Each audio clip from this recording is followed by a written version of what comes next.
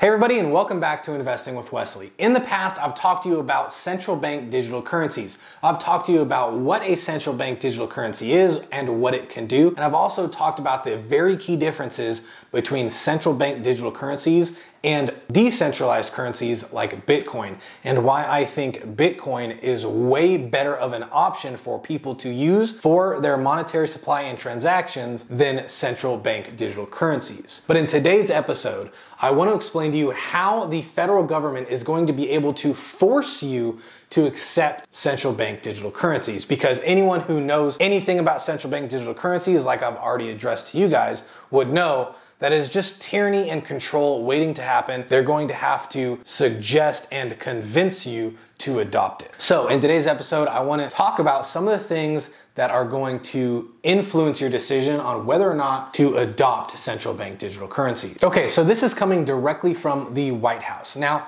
it is not a law that they're proposing, at least not yet, but it is just a address to the masses on what their ideas and concerns are regarding these digital currencies. Now, I'll put a link to the article in the description below so you can read the whole thing yourself. But scrolling down past the stuff we already know, like it'll operate based on FedNow and everyone will have an account at the Fed. Scrolling past all that, we get to how the government or the administration is going to promote the adoption of CBDCs. And reading it right off of the form, agencies will encourage the adoption of instant payment systems like FedNow by supporting the development and use of innovative technologies by payment providers to increase access to instant payments and using instant payment systems for their own transactions where appropriate. For example, in the context of distribution of disaster, emergency, or other government to consumer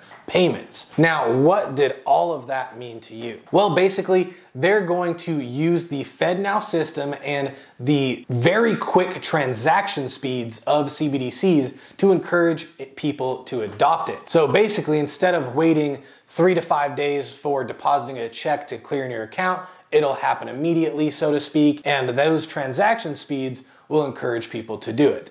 But even then, that's just not good enough. So instead, what they're also talking about doing is if you want to receive disaster payments or emergency payments or other government to consumer payments, you'll also have to adopt the FedNow system and the central bank digital currency system.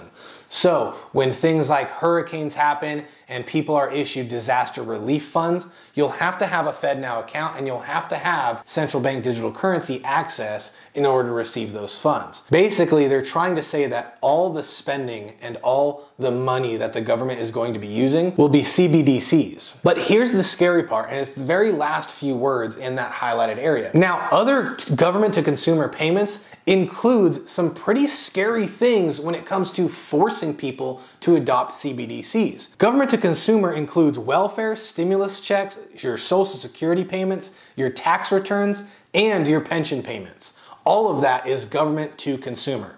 So someone can force you to adopt the central bank digital currencies and adopt this programmable money that is going to be impossible to escape because they won't let you buy gold and Bitcoin with it. The Fed and the government can force you into adopting CBDCs for yourself if you want to receive your welfare payments. And if you're on welfare, chances are you're living paycheck to paycheck anyway, so you're going to need those payments. Your stimulus checks, or your Social Security. If you're on Social Security or disability, again, you absolutely are more than likely going to need that money, so you're going to be forced to adopt the CBDC. Again, if you've paid taxes all year long and you're due a tax return at the end of the year, you'll be forced to create a FedNow account in order to receive your tax return payments. And the one thing that really scares me, because I know a lot of people, including myself, who have pensions, is that your pension payment. They're going to try and force you, especially the retired people who are living off of those payments, to adopt the central bank digital currencies in order to keep receiving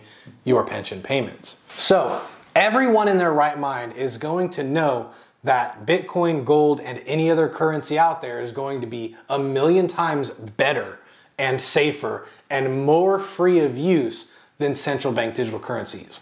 Nobody in their right mind is going to want to willfully adopt these currencies. However, there is structures and ideas already being talked about, already being broadcast to the masses on how they're going to force you to adopt central bank digital currencies. If you want to keep receiving your welfare check, if you want to keep receiving your Social Security, your tax returns, your pension payments in retirement, then you're going to have to adopt the central bank digital currency and its platform and abide by all the rules and all the spending requirements, all the savings limits. You're gonna have to abide by every single rule that they set forth, and you'll effectively be trapped in the system. This is why it is so important, and I've been preaching it in every episode I've made so far. Get out of the system while you can. There's not a lot of time left before the central bank digital currency pilot is up, and it'll probably become a full-time thing. Buy gold while you can, buy Bitcoin while you can, and stack up as much spending power as you can outside of the system while you can. Now, this is an investing channel, and just talking stocks for a moment, that is still within the system.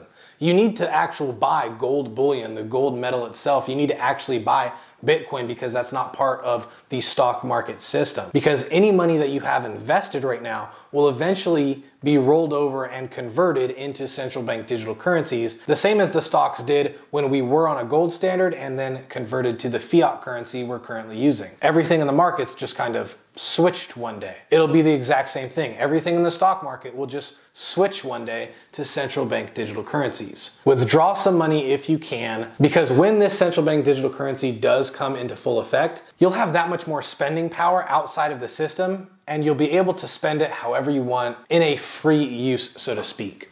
So if you haven't done so already, watch some of my other videos, create a budget, get your finances in order, create a spending plan, and use that money to not only invest, but to invest in things that are also outside of the system. That is the only way you're gonna maintain your absolute freedom to spend in the event that these CBDCs do become corrupted and programmable in a way that is just not in anyone's best interest other than the Fed. I hope you got value in this video. If you did, please remember to like and subscribe, as it really helps this channel get out there. If you ever had any questions, comments, or just wanted something addressed, I have a dedicated Facebook, Twitter, and Instagram account, or you could just leave a comment down below. Either way though, the choice is yours, and I'll see you in the next episode.